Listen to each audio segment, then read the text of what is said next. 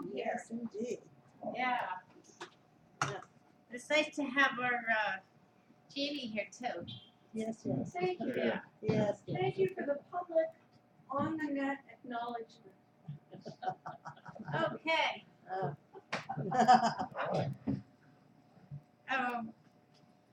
This is my book, Quiet Thoughts and Gentle Feelings. Mhm. And thank you. Is that the one you're auctioning off today? Yes, Mm. Yeah. My mother is an old sweater. Many big holes where we've come apart. And I can't get the holes together. Ravel communication, closely knit at times, comfortable, scratchy mind. And here's the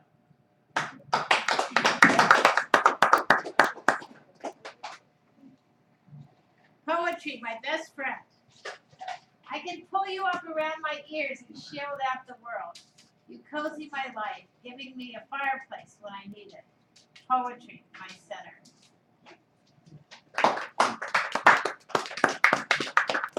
To give birth to a point, the labor pains, then sweating, then the actual birth. To give birth to a point, to give birth to myself, all over again. Yeah.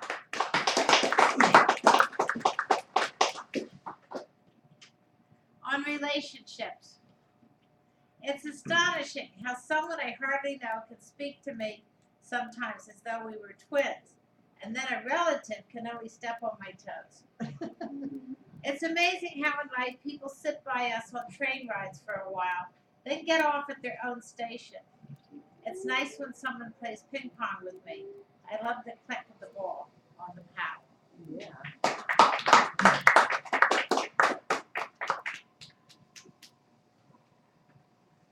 I have a new friend who claps, and I dance with my pen, and he claps some more, and his very clapping makes me dance some more on my pen. I dance and dance to the rhythm of his clapping. My new friend performs, and I laugh and laugh and laugh, and he is an audience.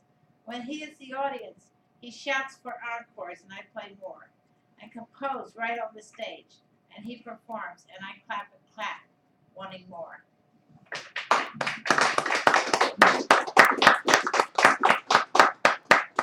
Whirly burly, old Alaman left and right. T-shirt messages flash by. I try and read all the messages. Name tags blocking. Disconnected. Disjointed am I. So many details and papers to do, and buildings to try and find. Here with you I feel a settling in my flapping sail. No longer flaps. A feeling of all the loose beads strung with new string. I'm aligned. New string. Thanks.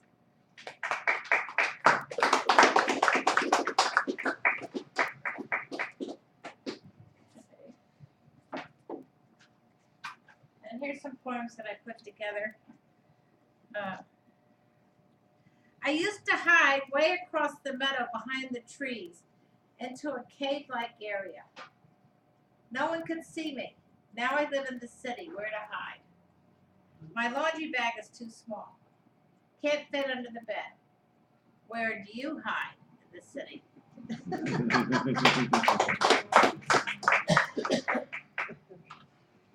Now, where do you hide? Is that the title of that? What is the title of that? There's no time. But I'm just standing here wondering where you hide.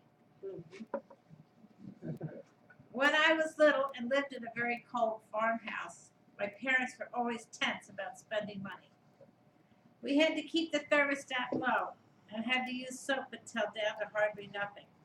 So the glory of a new bar of soap, freshly unwrapped, was extravagant. Are you Irish? No, are you? Yeah. Oh, okay. I love the Irish stuff. I thought the chief though. My parents the same way. I really love very early mornings when the world is asleep and sleeping quietly. I have the world to myself, no appointments, no schedule, time to frolic and be, as if on a beach.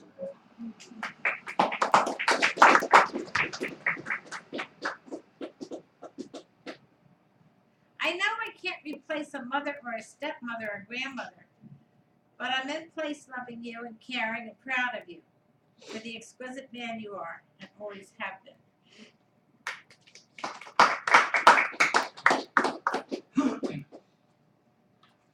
Yesterday, or was it before yesterday, I was reading a book in the shade of the barn.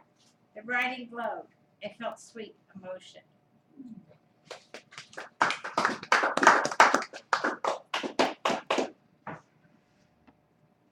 My mother snored. My mother snored, and it was awful sharing a room with her. And when I ran a workshop at Pendle Hill Conference Center, while everyone was writing, she snored. Like a loud, rusty locomotive. When I saw her dead, she was so quiet, not snoring. If she'd gone to a sleep clinic, I'm sure she would have broken the sleep measuring apparatus. 1 second of her snoring, and alarms would go off. Fire engines would come. Do you ever have those moments when you go, oh my gosh, I'm my mother? Yeah. 'Cause today I took a nap and I woke myself up with a snoring. Or you walk by the mirror and you go, oh my gosh, there's mom. And no, that's me. Or you look at your hand and you go, oh, I've got my mother's hand. Yeah, I do the same with my father all the time. Yeah. I look more and more like my dad too. And what I really love is if you look at pictures of singers who were the counterculture during the 60s, they all swore they would never turn into their parents, and every one of them eventually did. Yeah. Darndest thing. We all do.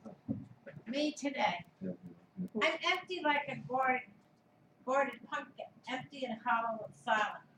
Stress has carved out and tossed my blood and veins. All that is left is empty shell, not even a scrap of paper, blowing in the wind. Forgot to write, my cheeks sink in, and I stare like a Picasso person.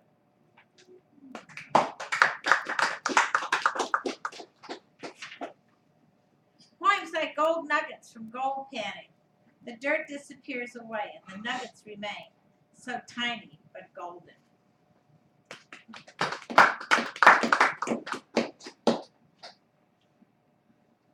Written about a dream. I dreamt a goldfish was swimming inside a Scotch tape holder, round and round in the hollow part.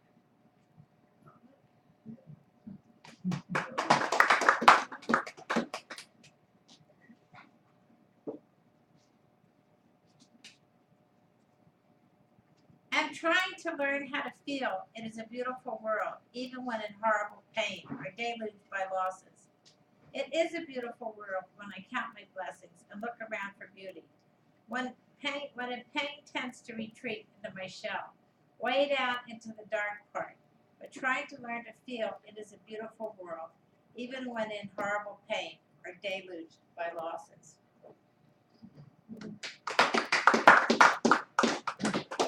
Self-portrait. So tiny, so very tiny, sometimes invisible, but quaking and shivering and blowing bubbles from bazooka bubble gum. My eyes have shrunk from childhood, once blue, now pond-colored, mostly invisible, mostly invisible.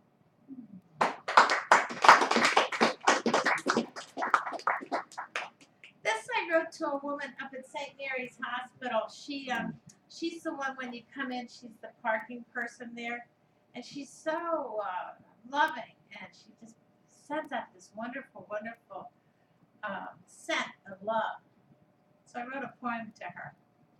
I feel good seeing Grace at the hospital. We both stop and enjoy meeting. It is the stopping that is so special. I feel very good very early in the morning, before the world is awake, before even the garbage trucks come and make their presence known.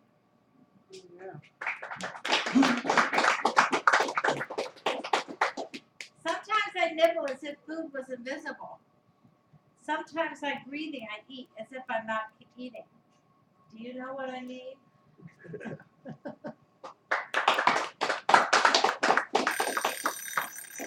Okay, do you want to do one more? Yeah. A creaky door. In afternoons, usually around 2, the door would slam shut, and then there would be quiet. Here in San Francisco in the afternoons, usually around 2, my doors slam from afternoon winds, and I'm taken back to Cape Cod as a child in the summertime. Thank you. Okay, thank you, Sally. Okay, and Sally will be our selected poet here, next Saturday, right? Okay, so good.